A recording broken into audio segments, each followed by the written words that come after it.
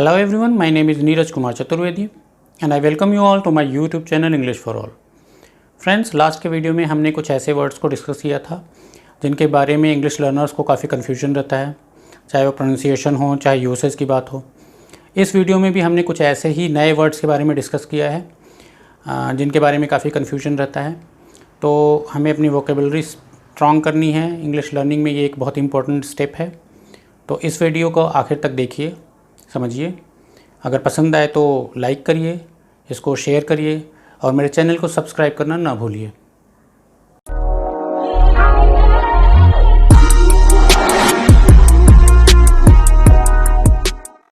तो आइए फ्रेंड्स, देख लेते हैं कुछ और वर्ड्स जो अक्सर हम लोग कंफ्यूज होते हैं। इसमें जो पहला वर्ड है वो कपल है, एक्चुअली स्टेशनरी और स्टेशनरी का। तो इस वर्ड में जो ई से स्पेलिंग है जिसकी STATIONERY, इसका मतलब होता है जो हमारी ऑफिस की स्टेशनरी, कागज़, रजिस्टर और सब कागज़ पत्तर की जितनी चीज़ें होती हैं उनको हम ई से वाली स्पेलिंग से यूज़ करते हैं, STATIONERY। लेकिन जो स्टेशनरी ये दूसरा जिसमें ए है, STATIONARY जो है, इसका मतलब होता है स्थिर। स्थिर का मतलब कोई भी चीज़ जो मोशन में नहीं हो। स्टेशन जो है इसी वर्ड से बना है फ्रेंड्स। स्टेशन जैसे रेलवे स्टेशन हुआ या बस स्टेशन हुआ, ये आपके इसी वर्ड से बना हुआ है। तो ये स्टेशनरी जिसमें ई है, इसका मतलब कागज़, रजिस्टर, पेंसिल, कॉपी, किताब, स्टेशनरी जैसे होती है कॉलेज में, स्कूल में यूज़ करने वाली, ऑफिस में यूज़ करने वाली। और ये स्टेशनरी जिसमें एक लगा हुआ है, STATIONARY, इसका मतलब होता है स्थिर। तो स्टेशन वर्ड इसी स्टेशनरी के वर्ड से निकला हुआ है। अब अगला देख लेते हैं। अगले जो वर्ड्स हैं वो 3 वर्ड्स हैं एक्चुअली, और इनके प्रोनाउंसिएशन की वजह से इनमें कन्फ्यूजन होती है ज़्यादा। ये तीनों ही बेयर प्रोनाउंस किए जाते हैं। ये भी BARE बेयर, BEAR बेयर और BEAR बेयर, ये तीनों ही प्रोनाउंस बेयर किए जाते हैं, पर तीनों का मतलब अलग होता है। पहला बेयर तो जो है BARE, इसका मतलब होता है बिना कवर का, नंगा। जैसे I walked on the sand bear foot, मैं नंगे पाँव ही रेत पे चल रहा था।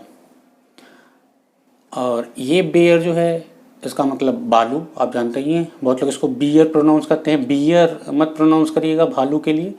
भालू की जो स्पेलिंग है वो बेयर होती है। बियर आप कह देंगे तो वो एक शराब का नाम आ जाता है जिसकी स्पेलिंग होती है BEER, उसको बियर कहते हैं, वो शराब होती है। तो ये बियर नहीं है, ये बेयर है, इसका मतलब होता है भालू। और जो आखिरी बेयर है ये एक वर्ब है और इसका जो है इसके 2-3 मीनिंग होते हैं। पहला तो होता है टॉलरेट करना, सहना, वहन करना। I bear the burden of my kins. और आप यूज़ कर सकते हो आई बेयर द बिल। तो इन तीनों की प्रोनाउंसिएशन सेम है,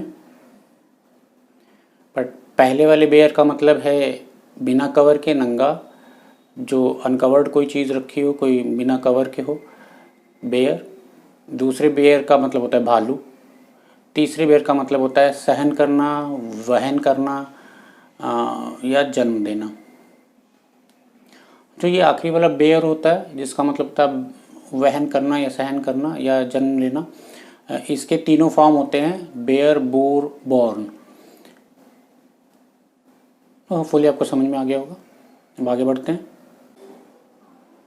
अगला है ब्रेक और ब्रेक। जो पहला ब्रेक है वो है BRAKE। ये गाड़ी का ब्रेक होता है, जैसे आपकी मोटरसाइकिल या कार में जो ब्रेक है उसकी स्पेलिंग है BRAKE। और दूसरा ब्रेक जो है ये वर्ब है, इसका मतलब होता है तोड़ना या कोई चीज़ नई पब्लिश हो रही हो या नई जानकारी में आ रही हो, उसको हम कहते हैं ब्रेक। जैसे ब्रेकिंग न्यूज़ आप अक्सर सुनते हैं, तो ब्रेकिंग न्यूज़ का ये मतलब होता है कि एकदम ताज़ा खबर जो अभी भी नई नई आ रही हो।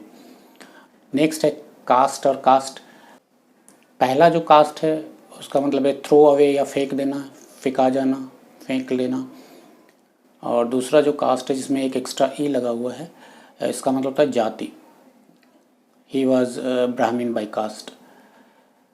तो जो एक एक्स्ट्रा ई वाला है ये जाति वाला कास्ट है, और ये कास्ट का मतलब है फेंक देना या throw away. He cast a glance at her, इस तरीके से इसका यूज़ कर सकते हैं हम। नेक्स्ट कपल ऑफ वर्ड्स ले लेते हैं।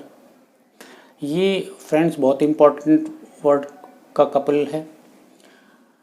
इसमें जो पहला है DESSERT, ये है डिज़र्ट। डिज़र्ट जैसे कोई मीठा डिश होता है जो खाने के बाद हम इस्तेमाल करते हैं, उसको हम डिज़र्ट कहते हैं। और ये जो दूसरा है DESERT, ये है डेज़र्ट। डेज़र्ट जो होता है वो रेगिस्तान कहते हैं, जहाँ पे कोई भी वनस्पति नहीं हो, बिना पानी के वो क्षेत्र हो, तो उसको डेज़र्ट कहते हैं। डेज़र्ट है ये दूसरा वाला जिसमें डबल एस नहीं है, और जिसमें डबल एस है ये है डिज़र्ट। डिज़र्ट और डेज़र्ट ये दोनों में प्रोनाउंसिएशन में थोड़ा फ़र्क है। होपफुली समझ में आ गया होगा। आगे बढ़ते हैं। ये बहुत ही इम्पोर्टेंट और बहुत ही कंफ्यूजिंग एक वर्ड कपल है, लाई और लाई। ये दोनों की फर्स्ट फॉर्म की स्पेलिंग तो सेम है, LIE। पहली लाई का मतलब होता है लेटना, किसी हॉरिजॉन्टल सरफेस पे पड़े रहना, लेटना, उसको लाई कहते हैं। और दूसरी वाली जो है उसका मतलब होता है झूठ बोलना। दोनों की फर्स्ट फॉर्म की तो स्पेलिंग सेम है, बट सेकेंड थर्ड फॉर्म में बदल जाती है। लाई, ले, लेन, ये जो है ये लेटने के लिए, स्लीपिंग या पड़े रहना, और इसका ING फॉर्म सेम होता है बिल्कुल। और इसमें लाई, लाइड, लाइड ये झूठ बोलने की हुई, इसका ING फॉर्म सेम है। तो कन्फ्यूज़न इसी बात का होता है कि दोनों की ING फॉर्म बिल्कुल सेम स्पेलिंग की है, तो समझ में नहीं आता है कि कहाँ पे लेटने का है, कहाँ पे, पर वो आप कॉन्टेक्स्ट में देखेंगे तो आपको समझ में आ जाएगा। पहला लाई है लेटना, sleeping on a horizontal surface, और दूसरा लाई जो है वो है झूठ बोलना। लाई, ले, लेन पहला वाले का तीनों फॉर्म है, लाई, लाइड, लाइड दूसरे वाले के तीनों फॉर्म है। इसी प्रकार जो अगली है वर्ड कपल वो डाई से है रिलेटेड। जो डाई है DYE, जो डाई है वो कलर या कलर करना, और दूसरा डाई जो है वो मरने वाला, डेथ वाला है। जैसे आप डाई करते हैं अपने बालों को, तो वो वाली स्पेलिंग है DYE, dye, dyed, dyed, DYED, DYED। इसके ING फॉर्म में एक एक्स्ट्रा ई रहता है, DYEING। तो ये है कलर के लिए। परमानेंट कलरिंग जब करते हैं तो उसको हम डाई कहते हैं। क्लॉथ्स पे भी करते हैं, हेयर पे भी करते हैं, हम लोग अपने हेयर डाई करते हैं, क्लॉथ्स डाई कराते हैं, तो वो DYE वाला डाई है। और ये वाला जो डाई है DIE, इसका मतलब मरना, और इसके सेकेंड थर्ड फॉर्म में डाइड, डाइड में आप देख लीजिए DIED है। इसका जो ING फॉर्म है वो DYING होता है। इसका ING form dyeing, a dying plant, a dying animal ये कह सकते हैं। और ये वाले डाइंग का I was dyeing my hair, the dry cleaner was dyeing the cloth. तो होपफुली आपको समझ में आ गया होगा फ्रेंड्स, यही कुछ वर्ड्स हैं। Thanks for watching friend, please like, subscribe and share.